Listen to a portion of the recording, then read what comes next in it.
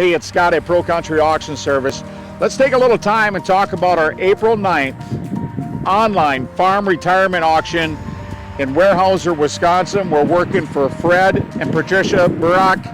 Outstanding line of farm equipment, Massey Ferguson tractors, and let's talk about them tractors. A 2004 Massey Ferguson 6495 with only 2,200 one-owner hours on it.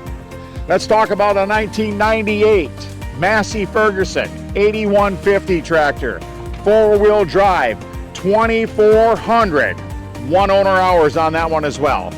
And also we've got a John Deere 4990 self-propelled Moco, and that's only got 860 hours on it. Some other features on this auction as well is a rock picker, a white corn planter. We also have a foremost chute along with the tub and alleyway system and much more. And you know what the neat thing about this auction is?